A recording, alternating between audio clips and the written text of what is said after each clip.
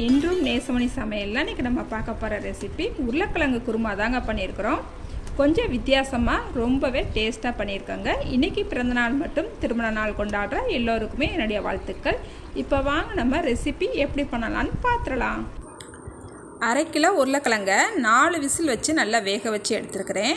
இப்போ இந்த உருளைக்கிழங்குல உள்ள தோலெல்லாம் எடுத்துக்கலாம். தோலெல்லாம் எடுத்துக்கிட்டாச்சு. இந்த உருளைக்கிழங்கை இப்போ கட் பண்ணி எடுத்துக்கலாம்.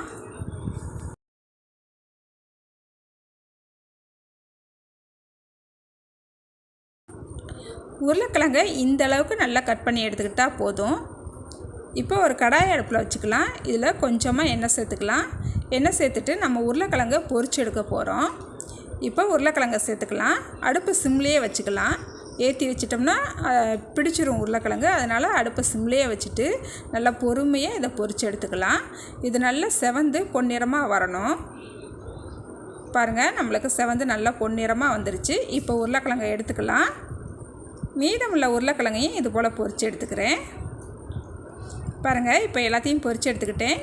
இப்போ நம்ம உருளைக்கிழங்கு பொரிச்சோம் இல்லையா கடாய், அதுலேயே தான் குருமா பண்ணிக்கிற போகிறோம். இதுலேயும் ஒரு 1/2 ஸ்பூனுக்கு பெருஞ்சீரகம் சேர்த்துக்கலாம். 3 பல்லாரி வெங்காயத்தை கட் பண்ணி வச்சுருக்கிறேன். இதையும் சேர்த்துக்கலாங்க. சேர்த்துட்டு கொஞ்சமாக கருவேப்பிலை சேர்த்துக்கலாம். 3 பச்சை மிளகாய் எடுத்து வச்சுருக்கிறேன். இதையும் சேர்த்துக்கலாங்க. சேர்த்துட்டு வெங்காயத்தை நல்லா வதக்கிக்கலாம். தேவையான அளவு உப்பு சேர்த்துக்கலாம்.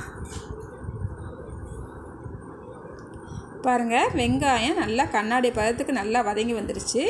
இதில் 1 ஸ்பூனுக்கு வத்தப்பொடி சேர்த்துக்கலாம். 1/2 ஸ்பூனுக்கு மல்லிப்பொடி சேர்த்துக்கலாம். 1/4 ஸ்பூன் கரம் மசாலா சேர்த்துக்கலாம். 1/2 ஸ்பூனுக்கு மஞ்சள்தூள் சேர்த்துக்கலாம். சேர்த்துட்டு மசாலாவோட பச்சை வாசனை போகிற வரைக்கும் நல்லா இதை வதக்கி எடுத்துக்கலாம்.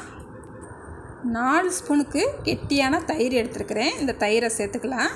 சேர்த்துட்டு நல்லா ஒரு தடவை கலந்து விட்டுக்கலாம்.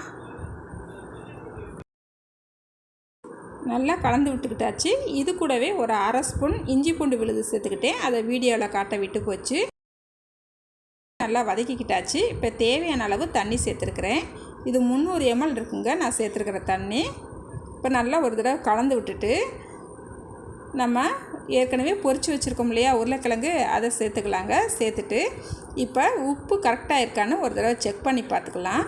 பாருங்கள், எனக்கு உப்பு கொஞ்சம் கம்மியாக இருக்குது. அதனால் இப்போ உப்பு சேர்த்துக்கிறேன். உப்பு சேர்த்துட்டு நல்லா ஒரு தடவை கலந்து விட்டுக்கலாம். இதை இப்போ அடுப்பை சிம்மில் வச்சுட்டு 10 நிமிஷம் மூடி வச்சு இதை வேக விடலாம். அதுக்கப்புறம் நம்ம பார்க்கலாம். பாருங்கள், 10 நிமிஷம் ஆயிடுச்சு. நல்லா எண்ணெயெல்லாம் பிரிஞ்சு சூப்பராக ரெடி ஆயிடுச்சு நம்மளுக்கு. இதில் லைட்டாக கொஞ்சமாக மல்லிச்செடி மேலே தூவி விட்டுக்கலாம். உருளைக்கிழங்கு குருமா கமகமன்னு வாசனையோட சூப்பராக ரெடி ஆயிடுச்சுங்க.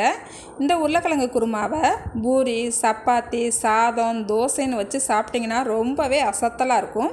மிஸ் பண்ணாமல் நீங்களும் ஒரு தடவை ட்ரை பண்ணி பாருங்கள். ட்ரை பண்ணிவிட்டு எப்படி வந்துச்சுன்னு கமெண்ட்டில் சொல்லுங்கள்.